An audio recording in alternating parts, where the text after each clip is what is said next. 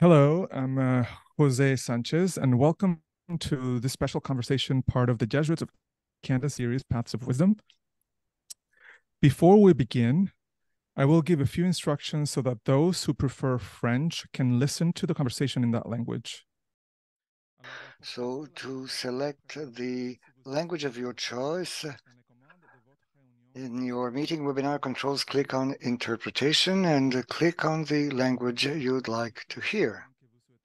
If you're on a mobile device in your meeting controls, press on 3 dots or more, then click on language interpretation, press the language you wish to hear.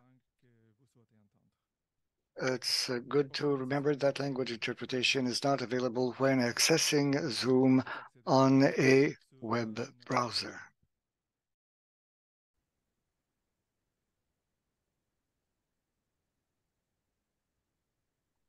So also, before we begin, we'd like to acknowledge that the stories and discussions that we'll have today might touch on sensitive issues for many of us. So please prioritize your well-being and take breaks or step away if you need. The session will be approximately from 60 to 90 minutes, and this will include time for asking questions. To ask questions after the initial conversation, you can either enter them in the Q&A box. If not, they might be missed if you enter them in the chat box. And also remember that a recording of the session will be sent to those who registered within 3 business days. So by Monday, but most likely tomorrow. Also, we'd like to acknowledge that we currently offer interpretation only in dominant languages and recognize the need to include Indigenous languages. It is our desire to improve this in the future. Thank you for your understanding. Now, we would also like to acknowledge the Indigenous peoples of all the lands that we are on today. While we meet today on a virtual platform, let us take a moment to acknowledge the importance of the lands which many of us call home. We do this to reaffirm our commitment and responsibility in improving relationships between nations and to improving our own understanding of local Indigenous peoples and their cultures. In Canada, from coast to coast, we acknowledge the ancestral and unceded territory of all the Inuit, Métis, and First Nations people that call this land home. We acknowledge the harms and mistakes of the past and commit, each in our own way, to move forward in a spirit of reconciliation and collaboration. Now, in this spirit, let's dive into our conversation. Our journey to self-discovery can sometimes feel like navigating through a storm. Ignatian spirituality, rooted in the Jesuit tradition, offers a compass, emphasizing deep listening and respect for our unique journeys. Today, we have here Nicola di Narzo and Mark Langlois sharing their stories of exploration and acceptance. Both of them gay. Through their highs and lows, they have discovered greater clarity, a sense of belonging and purpose. Our conversation will dive into the role of discernment in discovering what really matters to us, journeying with God, and how fostering spaces of compassion and solidarity for ourselves and others can create ripple effects in our lives and communities. As we dive into these testimonies, we hope you find some inspiration and understanding in the shared experiences of Mark and Nicola. So first, let me welcome Nicola di Narzo. He's a writer and a former diocesan priest. He faced inner turmoil due to the conflicting feelings arising from his upbringing and personal identity. Facing moments of despair in 2016, he found solace and understanding through the compassionate guidance of the Jesuits, especially Father Jean-Guy Saint-Arnaud. And this pivotal experience or encounter helped Nicola to explore a personal relationship with God, nurturing his journey towards self-acceptance and pursuing his own happiness. Welcome, Nicola. Thank you, Jose. Happy you're here, and thank you also for your courage in being here. Thank you. I appreciate it. Could you share maybe some highlights of your journey with the Jesuits? Yes, well, I often say that I met the Jesuits way too late in my life. I basically don't come from a really religious background, like not a religious upbringing, although some family members were religious. But I converted when I say converted because before that, I did not really have any relationship with God of any sort. And I discovered God in my life. I was basically 18 years old, joined a new religious order, uh, basically, which was more of a monastic life. And then after I left the community after 10 years, I became a diocesan priest. And all along that path, that journey, I had never been in contact with Ignatian spirituality, nothing at all. And I wish I had, I wish I had before.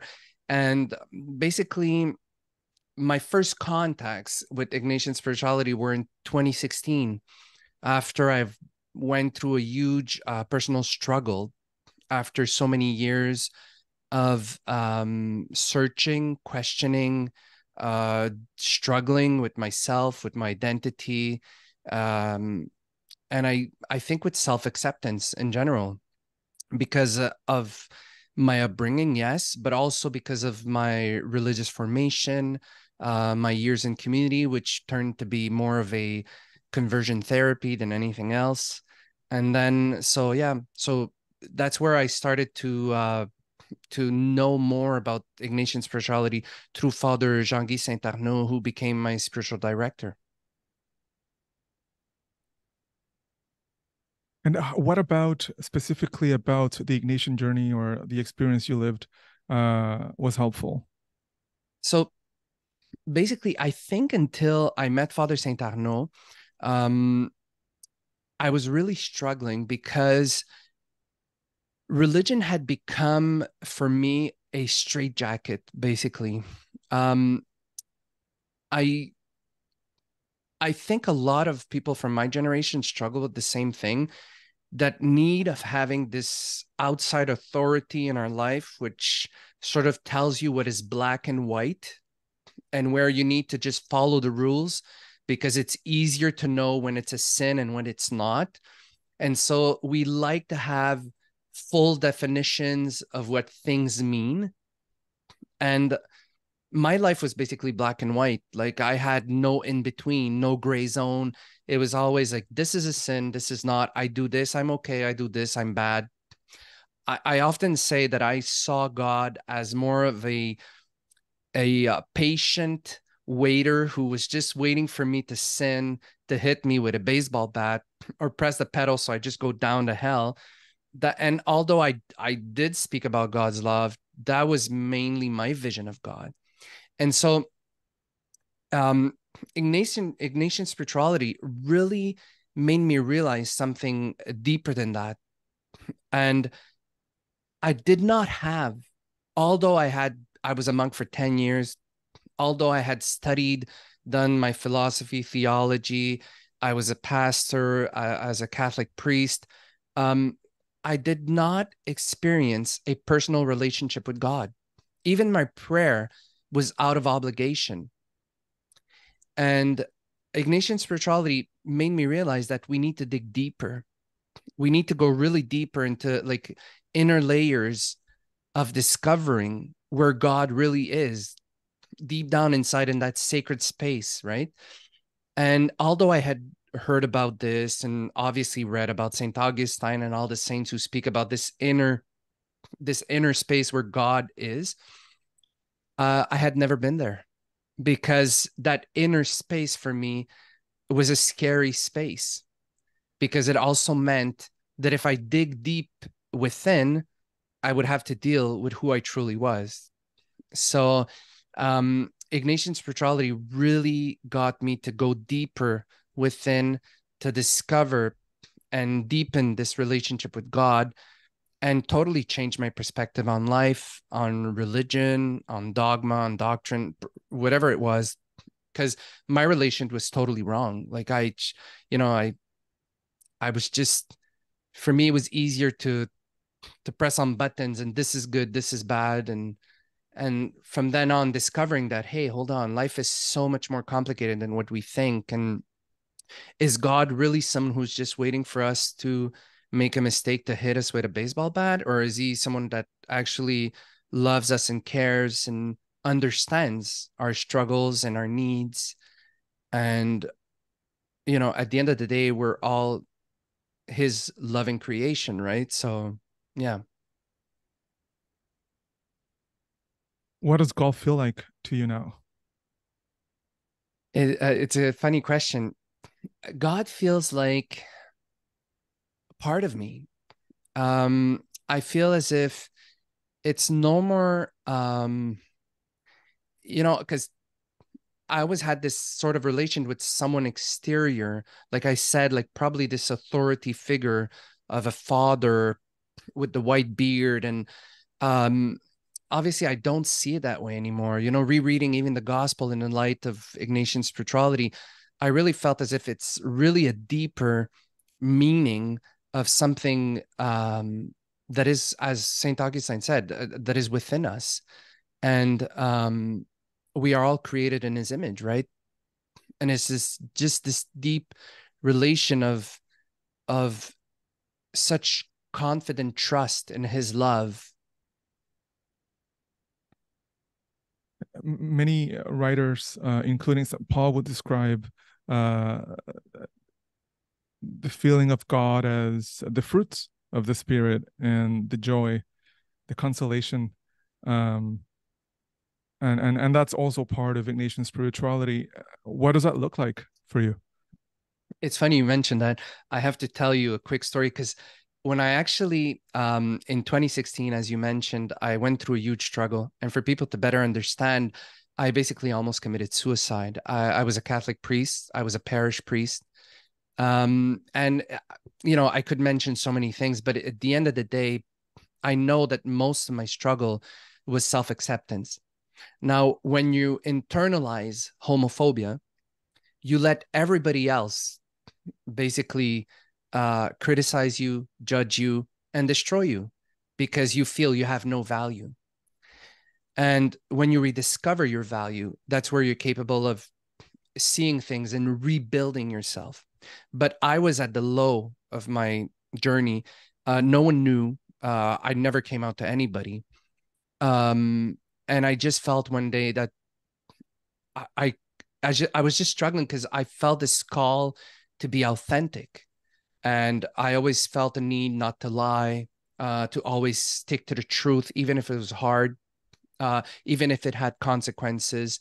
But yet, there was this part of me, this whole part of me that was just hidden. Although I was living a celibate life and chastity and all that, it's just like, it was a struggle. And when I did my discernment after years of accompaniment with Father Saint Arnaud, we finally decided, listen, let's do the Ignatian retreat, the discernment retreat, so that you can be able to finally decide whether with God, whether you stay as a Catholic priest or you leave the priesthood. And I was doing this retreat, and it's funny because I was doing it at Bellarmé, which usually nobody does it there, but I had a special permission. And I remember, like, all along, it was just so difficult. Like, I was listening, I was being careful with what Father Saint Arnaud was asking. And it was hours of prayer and hours of meditation and of thinking and of writing. And after so many days of praying, I couldn't take it anymore, to be honest. It was just so much. And I wasn't feeling anything. And Father Saint Arnaud kept telling me, you have to feel this joy that is unexpected, this joy that doesn't come from you, but that comes from unexpectedly. And I was like, what? And finally, there's this day where I was in the chapel and I was praying and I was tired. And after 2 hours, I was looking at the time and I still had half an hour to go. I got up and I really looked at the Blessed Sacrament. I was upset. And I said, Lord, I'm doing this for you.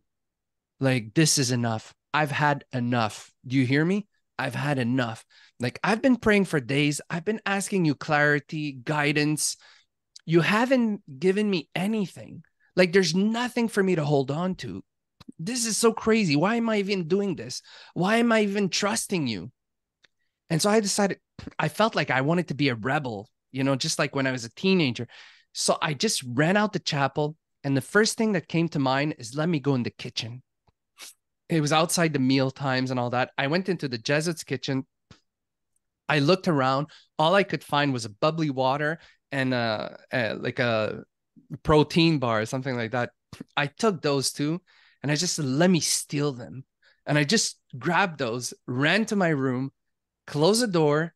And then I said, you see, Lord, that's what happens when you don't listen to people who pray. And I put my feet on the desk, opened a can of water, opened the bar, took a bite, and I was invaded. It was one of the first experiences in my life right there. As I was eating a bar that I had just stolen from the kitchen, I was invaded with this strong feeling of the Holy Spirit telling me, Nick, what don't you understand? You are not allowing yourself to be happy. And for me, that was such a meaningful moment where it's like we're imposing so much on ourselves, right? Even in the gospel, how many times Jesus blames the Pharisees for putting too much weight on people's shoulders, right? And I'm like, I was putting that weight on myself. And right there, I just got to understand that God doesn't want this for me. Like, he didn't want me to always be like wearing a cassock or the Roman collar 24/7 and sleeping with a Roman collar. And I was just creating this whole thing, like this all weight on my shoulders where I was imposing stuff to just be authentic or be like the good priest. And yet God was telling me, listen, it's nothing about that. It's about you having this relationship with me and allowing yourself to be happy. So that was like a funny, but because when I say that, people laugh because they're like, you stole the bar and the water, but yeah. Seemed like a call to authenticity and to belong in a way within yourself too. Absolutely. Yeah. And more broadly speaking, looking at society and our church, I can hear when you speak also Pope Francis's words calling for a church that listens and that walks with people, that appreciates the nuances, and that life is not as simple as we might sometimes see it. What would you wish for our church? What helps? Yeah, I truly wish that people would discover Ignatian spirituality. And I'm not promoting in any way. I'm not, but I mean, I wish that people would start to understand how life is gray. It's not black and white. And so many things happen in life that condition us in so many ways, psychologically, humanly. And nothing is so definitive. But when we set boxes where God doesn't fit, but when we create theological boxes or human boxes or whatever we could call them, and we try to fit God in them, we basically ruin people's lives. We make people step away from the church. Why? Because people know, they realize that this doesn't make sense, right? It's because it's not about what or what not to do. It's about a relationship. And I always say, there's that sentence of St. Augustine that once said, love and do whatever you want. Because I truly believe that when you do love, honestly love, authentically love, you cannot do any harm. Everything lies in that love. Like, those are the two greatest commandments, right? Love your God and love your neighbor. And if you do love with all your heart, with all your might, with all your soul, I think that's the core of what needs to be done and what you need to develop in your own life. It's not about knowing how to do this or knowing how to do that or holding your hands a certain way, or it's about this authentic, human, simple relationship with God. Just like Pope Francis, as you said, Pope Francis, I think is really a true example of that love. Thank you, Nick. I wish we had more time, but we'll come back when you join our conversation with Mark. But we'd also like to spend some time with Mark and welcome Mark again. Mark serves Hi. as a spiritual director, and is the director of spiritual care at the Ignatian Spirituality Center of Montreal. After spending years away from the church, Mark was gently guided back by a welcoming community at the Villa Saint-Martin and the Ignatian Center at large. Engaging with Ignatian spirituality under the mentorship of a Jesuit, he experienced a supportive environment and that fostered spiritual growth, reconnecting him with his faith, and in a profound and really affirming way. So welcome again, Mark. Thank you, Jose. Nice to be here. Happy to be with you here too, and thank you too for your generosity in being here and courage. So could you describe your experiences of feeling welcome along the lines of what Nick has been sharing, and how that has impacted your sense of God and belonging? Okay. When I was younger, many, many years ago, around 20 years old, I had many, many questions about my faith, about God. I'd always been very close. And I did a master's in theology, the only layperson in a class of about 60 religious. And at the end of the master's degree, I looked at all of this and I couldn't reconcile a church that refused who I was, who I deeply was, and with whom I was struggling. So it's caused me to close all the books and also close the church doors. And what's important is that that day where I decided to leave the church was like a breakup, a love breakup. I remember crying, weeping, and telling God, I'm really sorry to leave you, but I don't understand what you're saying, that this church is you, is you continued. And what I told him at that point was, I'll come back when you speak a language I understand. So I went to find my pleasure and fulfillment wherever I could, most of it being false, but lots of fun. And at some point on the 13th of January, 1993, I was on a business trip to England because I worked in the travel industry. And I was in a small village called Helmsley and getting ready to do business. This was a small village, which I liked very much, but there were about 3 houses, a church, and an inn. And on the 13th of January, there was what the British call a snowstorm. We would have called it a spattering of snow. But anyway, all business was ceased. And so I went to the desk and said, what could I do today? It's going to be a lonely day in this little village. And I knew it well, so there was not much new. And so they said, go for a walk.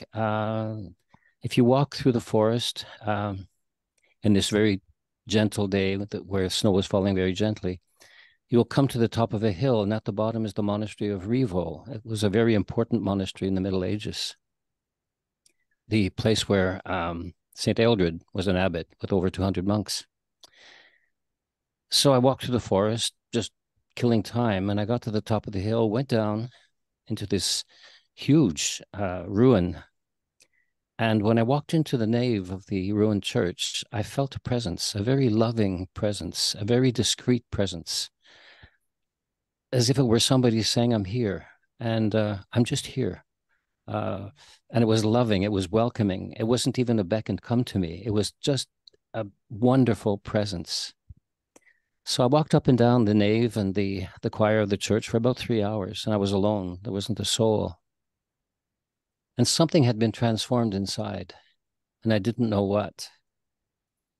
And I left the ruin, and what stuck in my mind was the word meditation. So this was in January, and I came home and forgot about the whole thing, although didn't forget about the beautiful experience of what I saw, but certainly forgot about the inner experience. And I was reading through the paper, and there was a religious page at the time, the Montreal Gazette, which doesn't exist anymore. And it was the page I would usually open first and rip up and put in the fireplace to start the fire out of anger. And this time I flipped through the page and I saw meditation. I crumbled the paper. Then I thought, no, if you want to be honest, come back. There was a click. What I didn't know is that was very Ignatian, of course. It was my birth in Ignatian spirituality, or my plunge. And so I thought it was an invitation to Christian meditation. I obeyed, and it was the door back in. It was that relationship with Christ. And I felt from that moment on that what I had to listen to was this love, which was blooming inside. It was a presence. It wasn't just a feeling. It was a real presence. And gradually came back into religious practice through the Anglican Church and then through the Catholic Church. And it's only much later that I felt the need to explore Ignatian spirituality more and more, to go deeper. And I felt this was really the door which was opening. So I studied Ignatian spirituality at Marais in Quebec, and particularly this whole dimension of discernment. And in that whole process, learning a new approach to prayer, not a new prayer, but a new approach to prayer. And also of discerning what was happening, how was God was speaking inside. And it led me to do the spiritual exercises in 35 days, mid-pandemic, with total isolation, of course, so you couldn't get more solitary. And went through the experience. And at the end of it, the director of Villa Saint-Martin, Father Kelly, invited me to join the team. And it's with great enthusiasm. And the enthusiasm was to be able to help others to hear that same love and feel it through discernment, through looking in their lives. There's many signs that God makes that we're loved. They're discreet signs. They're so very respectful signs. And that's what led me to really want to accompany people, not to tell them, but to journey with them into the exploration of that real presence of God in so many things. As St. Ignatius says, God in all things. So it's learning to open my eyes and to open others. So it's a mutual journey. So there it is in a nutshell. And it's still happening. I'm not there yet. How did it feel to be invited to work with the church and with the Jesuits after so long? Yeah, well, what happened in between time is I learned to accept who I was quite a ways back. After 1993, it was a deep invitation to love who I was in my imperfection. And I had that anger for the church and worked at it a lot. I spoke to God about it. And finally, through a series of circumstances, I saw this French television program where I was shown or realized the church was really my mother. I owed her everything, but she was imperfect. And one of the reasons she was imperfect is because I'm imperfect as part of her. And it was very important for me to contribute to the church through my imperfection, that my deepest calling was there, and that the deepest calling of the church is through her poverty, not through her riches. And so I could identify with this church that's struggling, with other people in the church struggling, looking for answers, but especially looking for better ways to be present. And the best way you can be present to the poor is to be poor yourself. And so it's very important that, for me anyway, that in any interaction I have with people, is to recognize my poverty and to say, yeah, I am your brother. And to look at the church and say, yeah, you are my mother. We're in this together. And what I want is my mother to be more and more beautiful, just like I'm struggling to be more and more likable, but not as a condition for salvation, but as a place in which I'm saved. I'm saved through love. And this church, she's going to be saved through love, our love and the love of God that comes through us. So I love my church deeply because she's wounded and because I'm wounded. and I'm at home there. That's beautiful. I'm taking a bit of a wider lens now. You became a director of spiritual care at the Ignatian Spirituality Center at Montreal. Could you share a little bit about the philosophy of spiritual accompaniment that you practice and how it fosters that deeper relationship with God, understanding, exploration, authenticity? Okay. Basically, it's important to understand that spiritual accompaniment is not spiritual direction. Spiritual direction is a word we used to use, but it's quite misleading. As I often tell people, when I meet them before matching them with a spiritual director, because I want to know them a bit more to be able to find the most compatible person for them. But accompaniment is walking with, walking beside, not in front of, not behind. And spiritual accompaniment is not therapy. It's not giving counsel, not giving advice. It's guiding. Two examples come to mind. It's like walking with someone who's in the dark or semi-dark. And when we walk beside them, maybe we have the flashlight or the torch that's necessary for them to see. And by lighting that torch, they might see there's a rock ahead.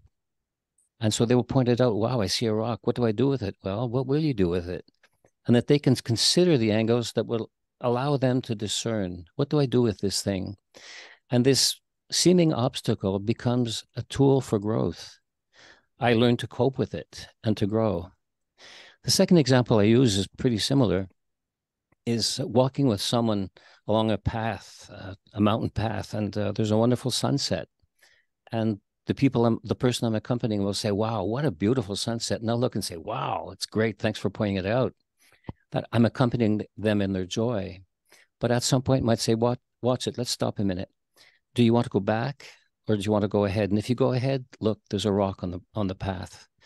Do you want to blow it up? Do you want to walk around to the left or the right? Do you want to jump over it or do you want to move it? And that whole process of considering and being able to bounce it off will allow them to take a decision in their spiritual growth, which will be in accord with who they are deeply and where they will find God. So the obstacle becomes a place of growth. Basically, I think the role of a spiritual director is to show the people that they accompany all these occasions, which sometimes appear as obstacles, but are really invitations to growth, to come closer to God. It's not always easy. We're very wounded, both the director and the directee. But in that woundedness, there's a link which is created in which we can walk together in confidence and in mutual understanding. And that mutuality is extremely important. It's very true. Now, maybe, Nick, I also have a few questions for the both of you. Both of you have had journeys that involved a lot of exploring spirituality in an authentic way, like Mark was just describing. How did this exploration help in maybe resolve doubts that you had, or the existential angst that you felt and you've described in your journeys? Yeah, how did exploring in this way help? Well, I can start maybe. As a young Catholic, the way we were brought up, again, as Nick described, everything was black or white. This brought you to heaven, this brought you to hell. And it was a very scary way to live a faith. And God somehow was in there, opening the right doors, the one down or the one up, literally. And in that caused great pain, insecurity, fear, which was not livable.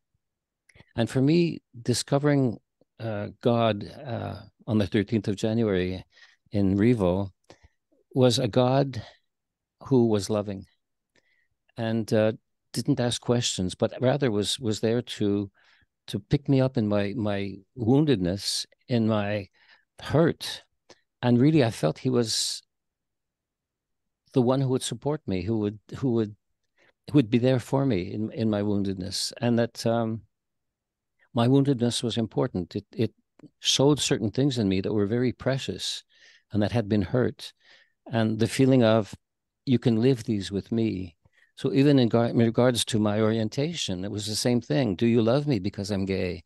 And hearing deep in my heart, of course I do.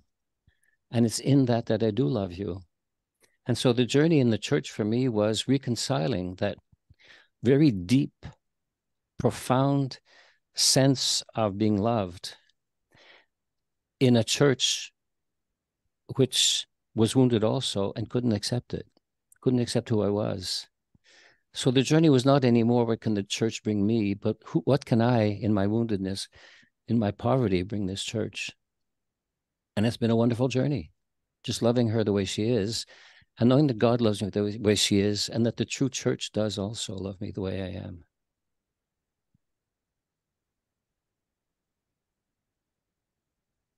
How about you, Nick? I could basically sign what Mark just said.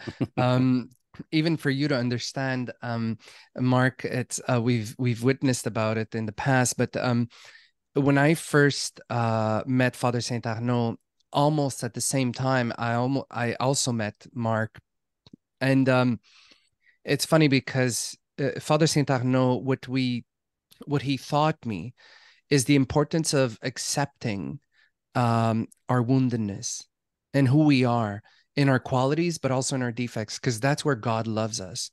And obviously, we all try to hide that side of us, that dark side of ourselves, where we don't want others to see it. But yet, God awaits for us in our authenticity.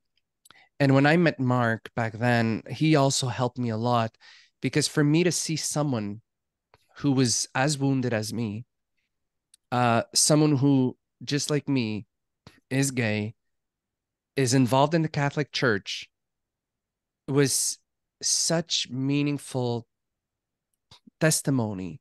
And it helped me deepen my relationship with the church, because for me, at that point, as I said, when I thought about killing myself, and it was really almost like it was a question of seconds.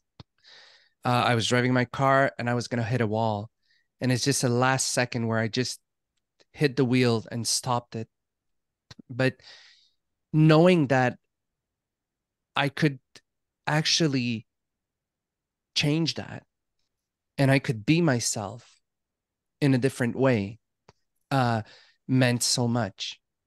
And I think that's what, through Mark, that's what I learned about Ignatian spirituality, where it's really an internal, like it's this deep journey of trust in God that uses you as a tool of love in all of who you are.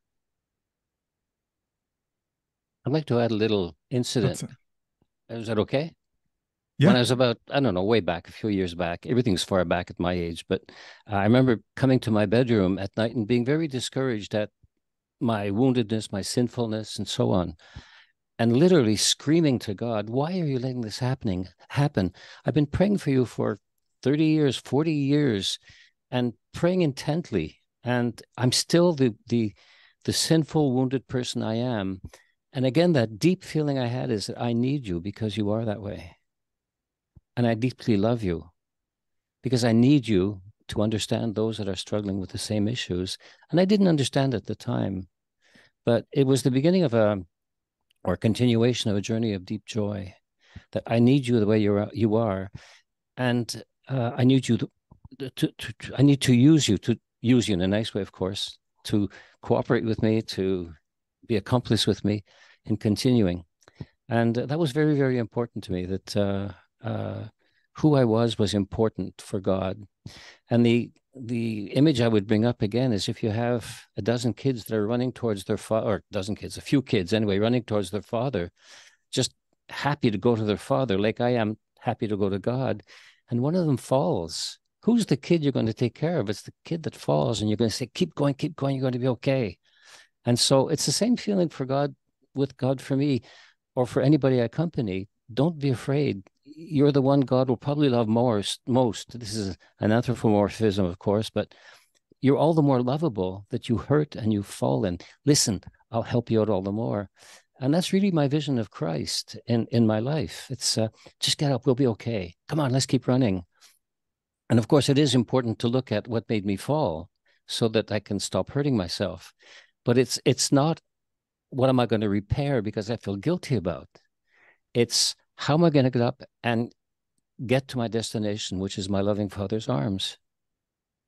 So there's a beauty to woundedness, to poverty, and that's where God lives.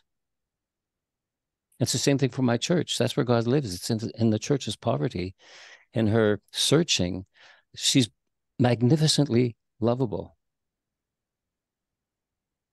So many images come to mind. The Good Shepherd, Jesus as the Good Shepherd, Psalm 139, wonderfully made, or wonderfully made. Yeah.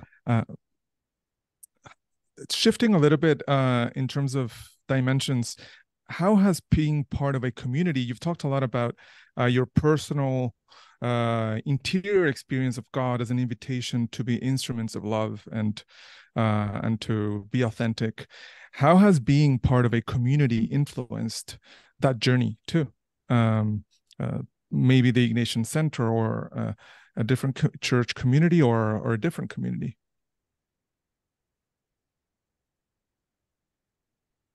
Whoever wants to take it first. I don't want to hug the mic. Go ahead, Nick.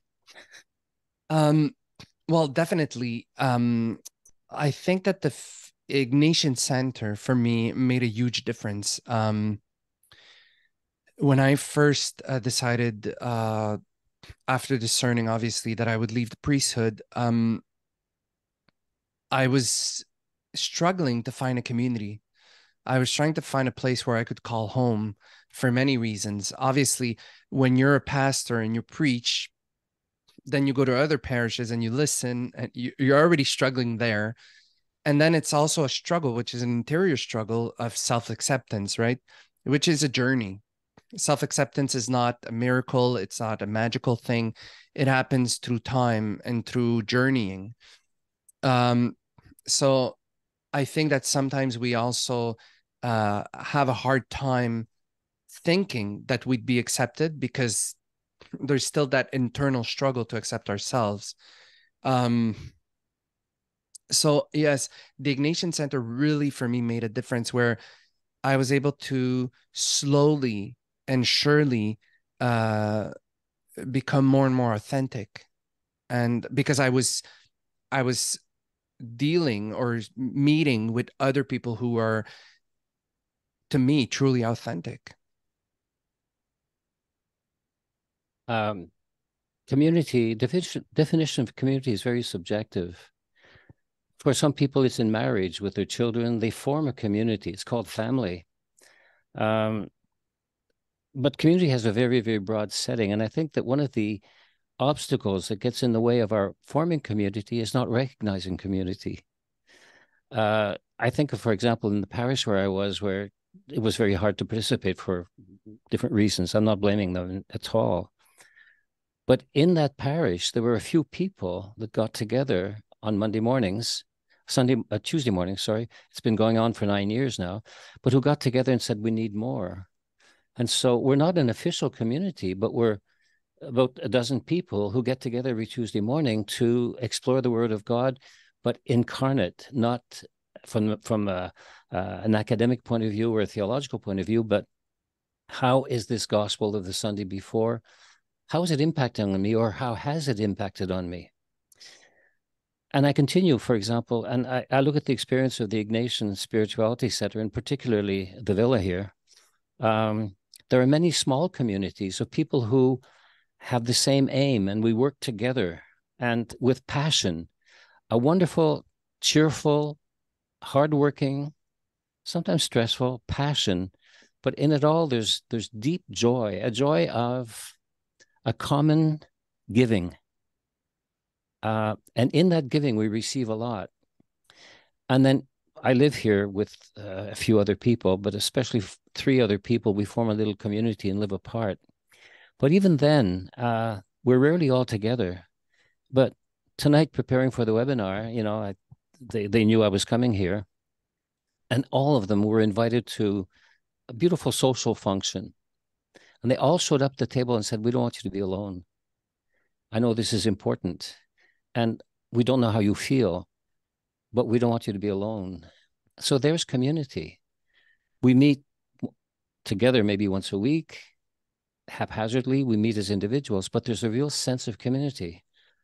Now look at the staff here, be it the people who accompany, the organizers, whatever, and there's always a smile in the morning when I walk in. It's reciprocal, where you read what's happening, and some of them are sorrowful, or some have had something wrong, some are really joyful. But just the fact of saying hello and sort of tending an ear, and it's mutual. You feel a sense of belonging. It's not something which is structured, but it's a feeling of people caring, and a feeling that being present to them brings them joy in life. So community is very broad. It's I think we have to take community where it is and not look for it where it isn't. And we're part of community. It's up to us. It's like in anything Ignatian, is see where God is. So with these people, where is God speaking in community? And that community is very wide, very varied. So here at the center, there's that feeling of service, joyful feeling of service, of very hard work, but of such joy in receiving people and attempting everything we can to make them feel at home, that they come here and there's a genuine feeling of non-judgment, not only non-judgment, of genuine, wow, we're so glad you're here. Even though sometimes we have silent retreats, 3 days, 5 days, 8 days, and we can't talk to them. But just the fact of being there and feeling, yeah, I hope this makes a difference to them, that they know that we really want them to be there.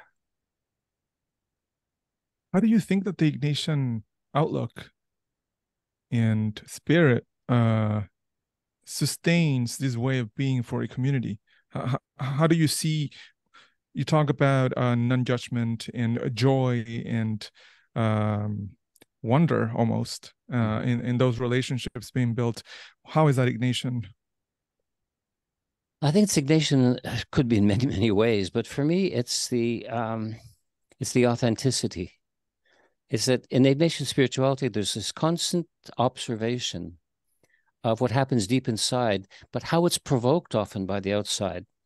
I can look at a sunset and say, oh, what a beautiful sunset, and it ends there.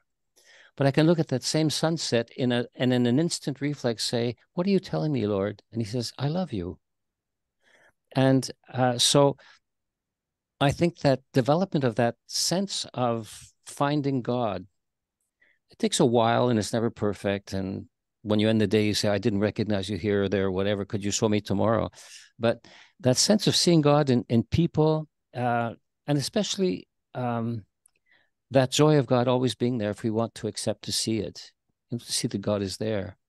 So Ignatian spirituality actually brings us down to the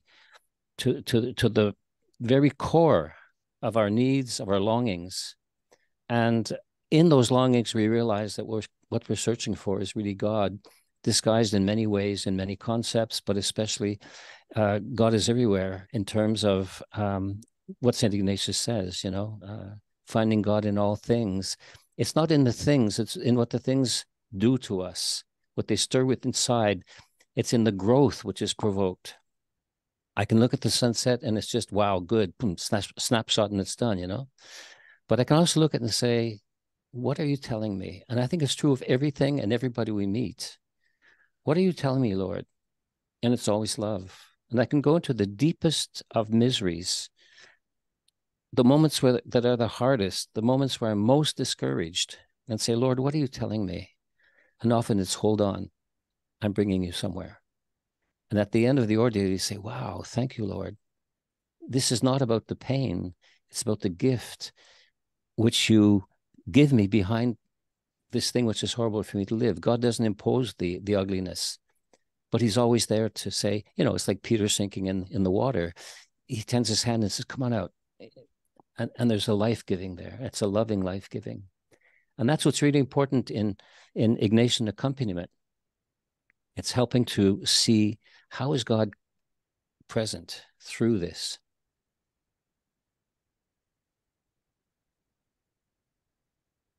More of a practical question for, oh, go ahead, Nick. Sorry. Oh, no, I was just going to say with what Mark said, yes, I think that what I've learned through, because you were saying with this community, with the Ignatian Center, the Ignatian spirituality as well. It's funny because I've said that for years, even before knowing the Ignatian spirituality, that every day, every time I meet someone, I see a different face of God.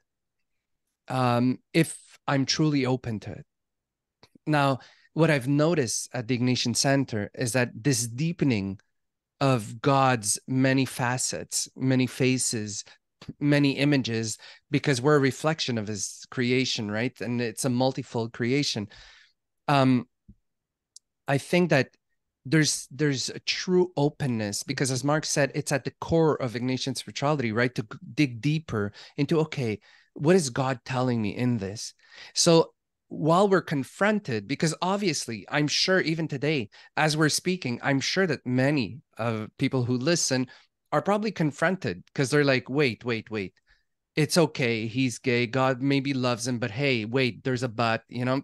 And often we create clubs, we create boundaries, and we say we want to welcome and we want to love and we want to listen, yet there's always that behind the scene but, you know, it's like, yeah, I accept you, but, you know, yes, you're okay, but, you know, and I feel as if in Ignatian spirituality, it's more of, okay, it's confronting me.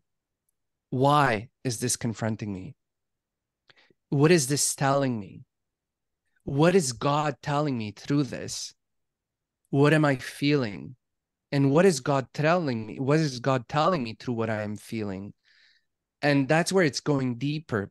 And so when you meet people in this community, it's simply a fact of we're growing together and we are learning together. I'm confronted myself sometimes with some people I meet, and yet I try to stay open because I want to be accepted, right? So I don't want to create this boundary with other people. And it's a learning curve. As Mark said, we never stop learning. Seems to me too that you're speaking of a shift in the way of seeing things and recognizing perhaps the sacredness of everyone and everything we meet. The spirit, maybe. Shifting things a little bit more to the practical side. If you had to suggest one or two or a few things for people to follow up on, tools maybe that you would recommend to those who are listening, what would you recommend as a first step? Come to the center. If we're looking to if we're looking to explore more of Ignatian spirituality and this different way of seeing. Well, if we're speaking of Ignatian spirituality, of course, there's the reality of what it is, and it has to be named. It has to be made available, accessible.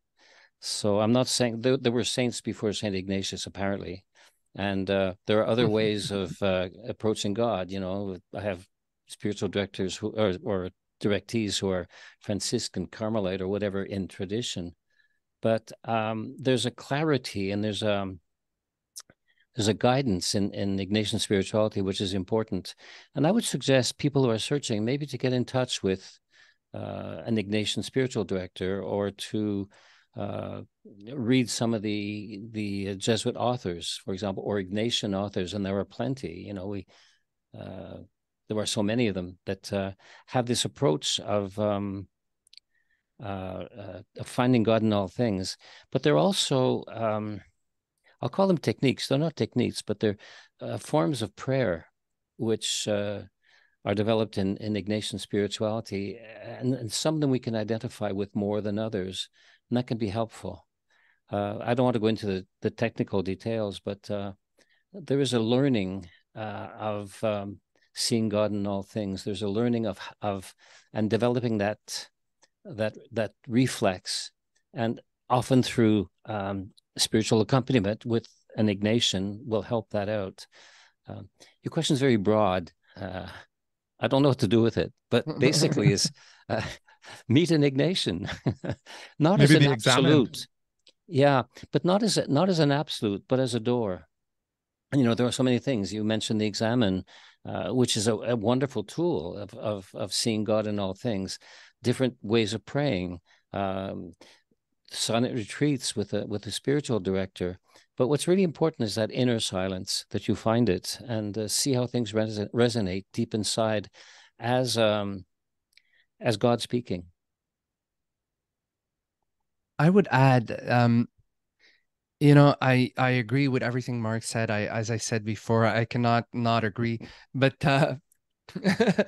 but I think that also, if I would go beyond Ignatian spirituality, I would say, if I had a piece of advice, and I'll mention two examples. But first I'd say, question everything you believe in a positive way, not in a negative way. I'm not saying not to believe or to believe or what to believe. I'm not. I'm just saying question your positions, question your beliefs, question the way you approach or you welcome others, question your relationship with God. Today, this mom called me and I was truly moved. She called me because she said, Nick, I know she knows me. And she said, I saw that you're going to do this webinar, this podcast. She goes, I'm so moved. She told me, when my son came out, I struggled so much. And she was so involved in the Catholic Church. And then she would see some people putting things on their wall, like Facebook wall, for example, speaking about conversion therapy or condemning homosexuality. And so it's all a question of, before you do post stuff or condemn, maybe question, maybe try to understand. Obviously, Mark said it, I'll say it differently. It's never a choice. People say, oh, it's a choice. No, it's not a choice. I was born like that. And it's always been there. And it was there even before I knew about sexuality, even before sexual relationships. It's nothing to do with that. It's a deep inner self. And I truly believe that God created me this way. There's that. And there's that second thing where, just to food for thought, I used to give this example when I was preaching back in the parish, but I'll say it again. It's a funny story about this little girl whose mom was teaching her how to cook a ham. And the mom says, so you cut the two edges. And the daughter goes, yeah, but why? She goes, I don't know. It's just part of the recipe. And she goes, oh, okay. But she goes, but why would you cut the edges? You're wasting ham. And the mom's like, I don't know. My mom taught me the recipe, and that's the way she used to make it. So the daughter goes to see the grandmother and asks her, Grandma, why would you cut the edges when you cook the ham? She goes, oh, that recipe. She goes, no, it has nothing to do with the recipe. It's because it wouldn't fit in the pan. And so often we bring things forward. We keep repeating things, but do we truly know where it comes from or what it means?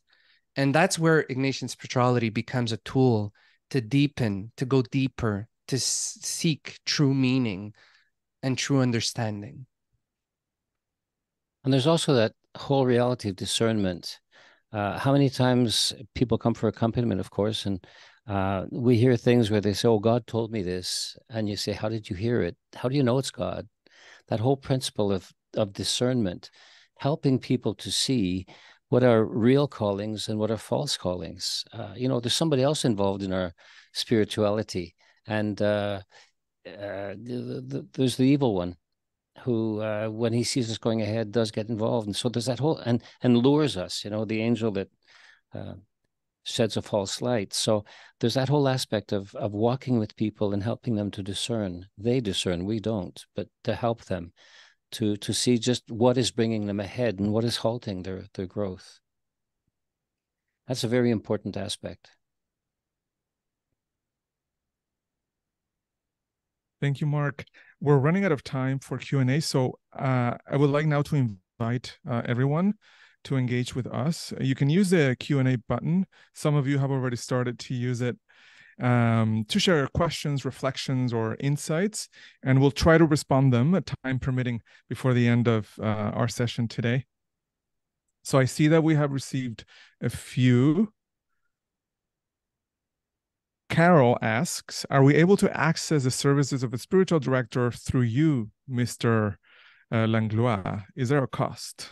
No, there's no cost. Yes, we have the office that I'm responsible for is all about that. Receiving calls, we receive them through our website. There's a possibility to ask for spiritual directions. The form is very easy to fill. I receive it. I'm the only one who has access to it. No one else in the whole Jesuit organization. So it's totally confidential. Then I call you to refine so I better see what your need is. And it allows me to better choose the spiritual director, which will probably help you most. And as far as fees, there is no fee. There's absolutely no fee to spiritual accompaniment. We don't charge anything. And money must never be an obstacle. I don't know if that's clear enough. Would you recommend they go on the site of the Ignatian Center? Yes, is there go on the site, definitely. It's the only way that we take requests. It's the simplest way for both the person who requests and for us too. And it's not anonymous. When I get the request, it's with very few questions. Then it's a basis for establishing a conversation, which is as long as it needs to be, so that I can better seize what your needs are and put you in touch with a spiritual director. And with the spiritual director, you set up what your needs are once a week, once a month. What is the desire you have, which needs to be examined, and so on. And that's strictly between you and the spiritual director, which I will assign. I don't go very deep. It's not my job. I'm not indiscreet, but it's to try to put you with someone whom I know will be able to understand the type of situation you're living. And just for everyone in the room, I'm posting the URL, the link to the Ignatian Center site. Yeah, you go into there's a place you can click, spiritual accompaniment. It's available both in French and in English. Yep, the link is in both languages. Yeah. Just to clarify, accompaniment is confidential. It's the request that you will be able to see so that the request can be. Yeah. But I'm the only one that sees that request also. Okay. So it's totally confidential. Also, we do accompaniment, we offer accompaniment in person, of course. We have 2 areas where we offer two places, but also we do a lot of internet Zoom accompaniments. And we have people from all over the world that call for accompaniment. To be too long to elaborate, but there are no borders for us. Okay. Now we have more of a comment, and I'm going to read it out loud. It's from Linda. When I was a minister's wife for almost 40 years, I went to retreat at Manresa for many of those years. I believe that acceptance that I felt and Manresa paved the way for me to enter the Roman Catholic Church, or the Roman Catholic expression of the Christian faith, when my spouse left. I was welcomed into the Roman Catholic Church 20 years ago, and I'm so grateful for Ignatian spirituality, which has spoken deeply to my heart as we see God in all things. I pray that everyone in the church would be led to encounter God in all things. Thank you, Linda. Thank you so much, Linda. Speaks to that idea that Mark and you, Nick, were speaking to, that shift in vision in our spirituality. I'd like to add something too. In this phase of the growth of our church, there's great attention brought to marginality. And Pope Francis is particularly sensitive to it. We tend to want the Pope to say this or that about it's okay, go ahead, do it, or whatever, But it's much deeper than that. It's a question of conversion to accepting difference, accepting woundedness, and seeing beauty in people who are wounded. So it's much deeper than that. It's not just LGBTQ. It's in many other facets of the church that we as members of the church have to grow. Someone in the audience, kind of speaking to what you're saying, Mark, recommended Henry Nouwen's The Wounded Healer. Yes. Yeah. Got a couple thank you comments. Linda says, we meet obstacles, the idea of considering and of being thoughtful or Ignatian center. It is so helpful to begin the journey with the core. So thank you. And someone else says, authenticity has spoken to me so deeply. Sister Ruth says that. Someone else says, learning to love ourselves as God loves us is so freeing. It makes us free to love others and bring them to love others and, of course, God. It is nice to have that validated.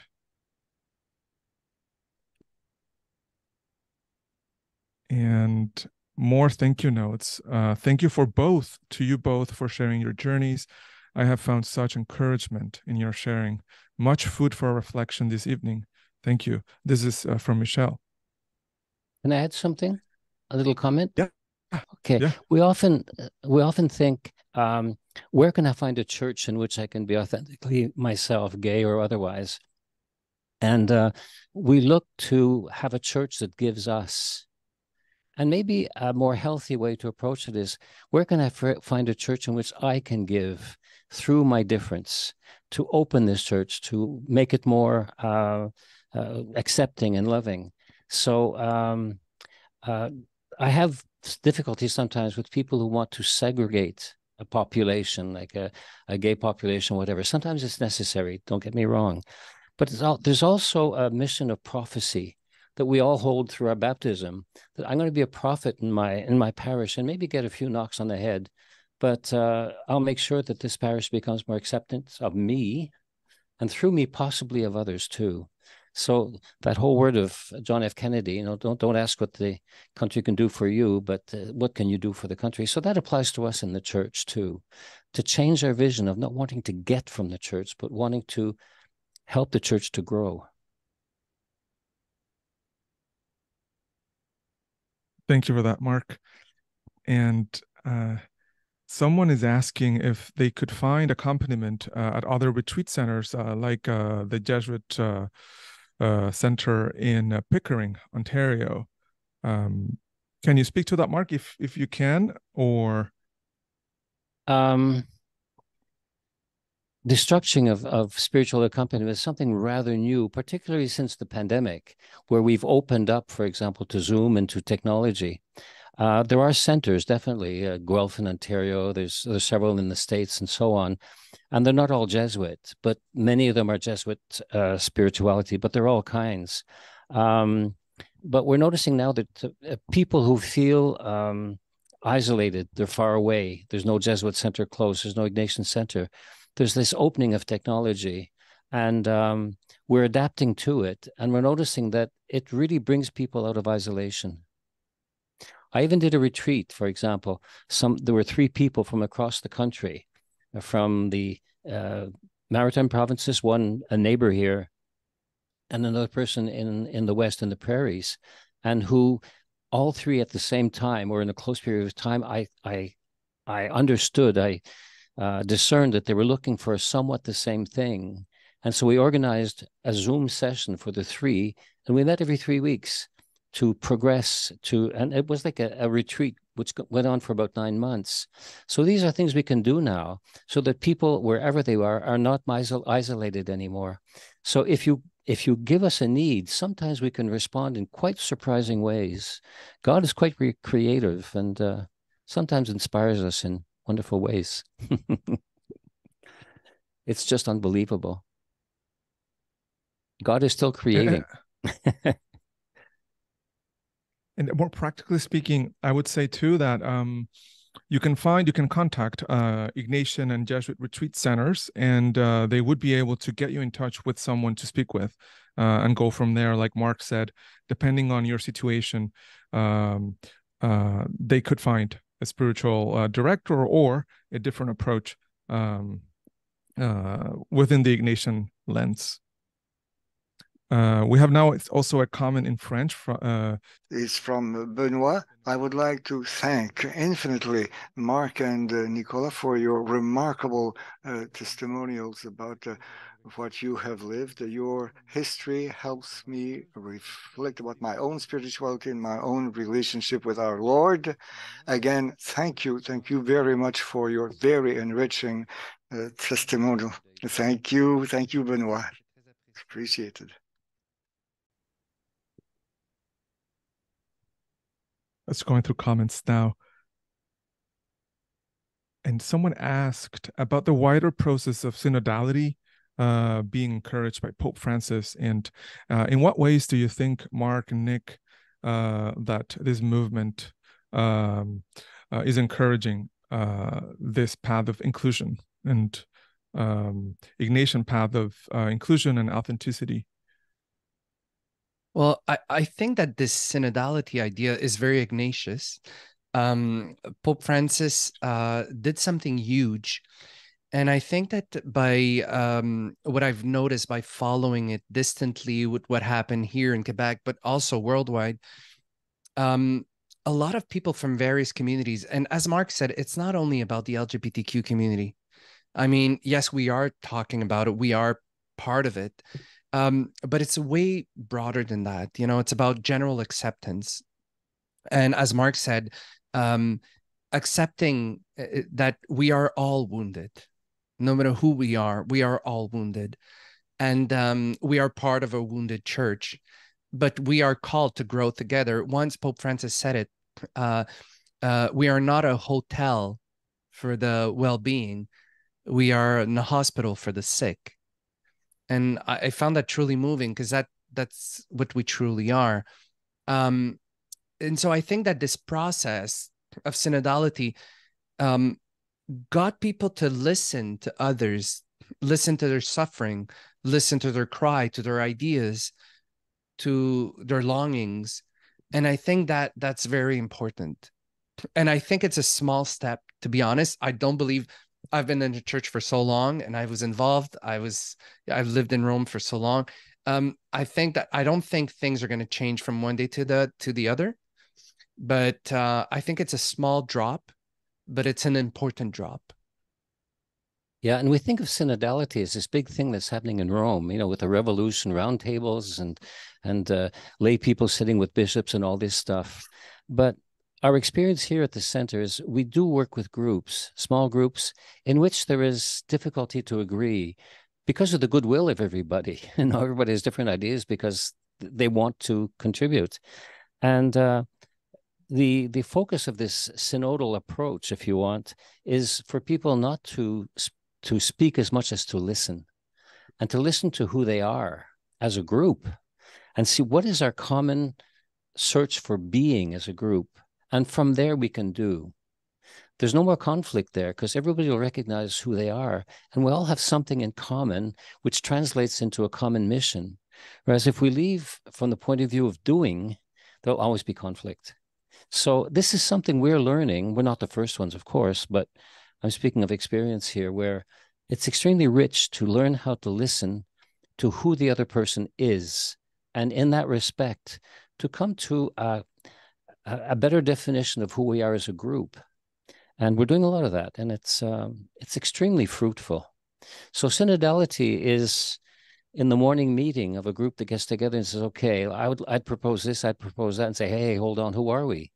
And starting by saying, who am I this morning with my ambitions and everything else, and coming to a common love of who we are and saying, where do we go from here now? But there has to be that basis of who am I, or who are we as an entity, as a group, out of deep respect of who we are, then we'll act. And it's a bit of the dynamics behind the synod, and it's profoundly Ignatian. We have a question exactly about that, and maybe it has been answered, but nevertheless, I wanted to bring it up. Someone asked, can you briefly explain synodality? Well, basically, it's a call from Pope Francis to make sure that all around the world, people were heard. So he called all the dioceses around the world to organize groups that would start with this, what we call the synodal conversations. So basically, he wanted to hear from the base what are the needs or the desires or the longings of Catholics, and where could the church basically change or improve, or what are the what is the vision of the base? Basically, more or less, that's how it's expressed. Obviously, it all depends on each diocese. Each diocese organized groups. Some it was parish groups, then became larger to diocesan groups. Everybody organized it differently, but I think even the Ignatian Center participated in helping some synodal groups. And yes, it was basically all over the world. Yeah. Yep. It's about listening. Who are we? I think what Pope Francis was looking for is, who are you? Different groups. There was LGBTQ groups. There was all kinds of groups, parish groups, diocesan groups, and they were all listened to. Who are you? Not what do you want to do, but who are you? What are your needs? This whole question of needs and desire is very important in Ignatian spirituality. Very, very important. Listening to that deep desire, which is the call of God. We often put desire in the realm of sin. It's quite the opposite. Deep desire sometimes is badly perceived, but when we discern that desire, it's the deepest calling, the deepest need for God. So that's where discernment in Ignatian spirituality in particular becomes one of the most important tasks of a spiritual director. What is your desire? What are you yearning for? And purifying it and seeing that it's really a call for God, which translates into daily life in so many ways.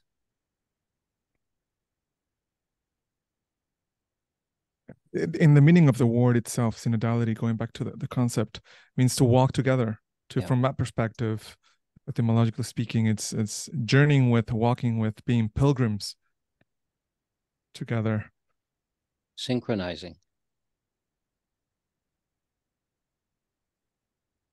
I'm going through the list of questions now, and there's another just comment thanking us and you for providing new views about being a Catholic, personal approaches to handle it, and Ignatian spirituality more broadly speaking.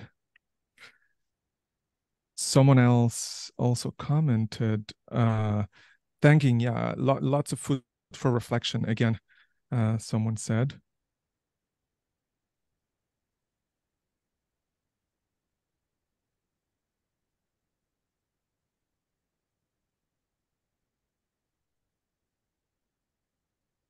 Any comments on some of the insights that people have shared? Well, I really appreciate these wonderful comments that are very encouraging in a journey which is not always easy. The one thing that comes out is that tremendous hope in love, that whoever we are, whatever we suffer, the person that we are is unconditionally loved. And our calling is really to recognize it and to scream it on the roofs in a very quiet way. Yes, absolutely. Sometimes not so quiet.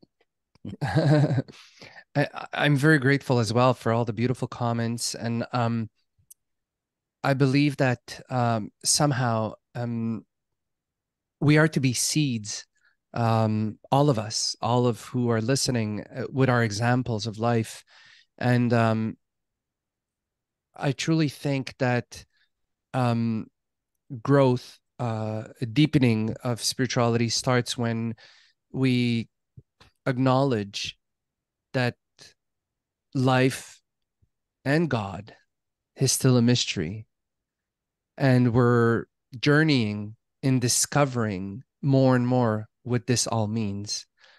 And so, yes, there are things we won't be able to understand, and there are aspects of life that we won't truly grasp, or we won't be able to truly explain.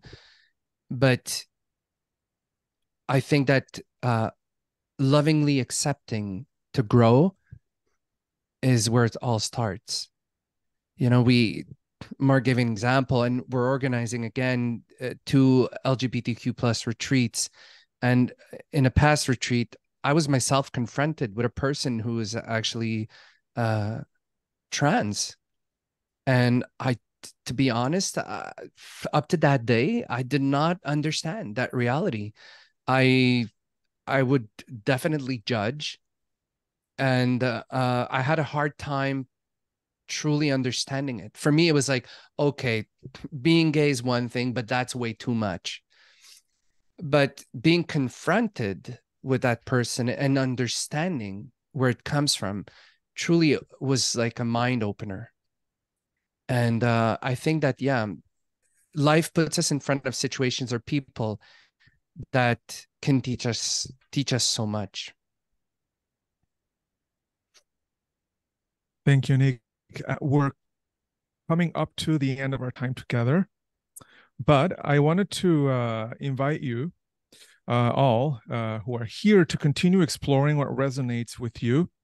You can discover more about Ignatian spirituality and the Jesuits of Canada by visiting our website, and the Ignatian Center of Montreal by visiting their website, or stay connected and updated on upcoming events, retreats, and other resources by following us on social media, subscribing to our newsletter, or getting in touch with us directly. I also wanted to thank our translators, Albert Baudry and Michel Côté. Remember, please, that a recording of the session will be shared within 72 hours. And we'll hope you can join us in our upcoming sessions. We have 2 in November, and you can find a list via our events page on jesuits.ca, jesuit.ca en français. And a link is in the chat box, so I'll post it in the chat box in a couple of minutes. We will also share the events through a follow-up email after tonight's session. And finally, please don't forget to fill out the brief poll that will pop on your screen right after the end of the session. Thank you, Nicola and Mark. Thank you for your courage. Thank you for your generosity in being here, for your wisdom, and sharing your experiences with us. Do you have any last words? Go ahead, Nick. Age before beauty. Any last words? Love. Try to understand and love. And I thank all of you, you two, Nick and Jose, but also all who attended here. There's a tremendous feeling of searching, of quest, of desire to love better, to love more inclusively. And that's such a wonderful sign of the Spirit. So thank you very much for being who you are and being present to us. It's just wonderful. Thank you. Along those lines, thank you to all of you for joining us today. Let's continue to walk together until next time. Peace and blessings. Thank you. Thank you.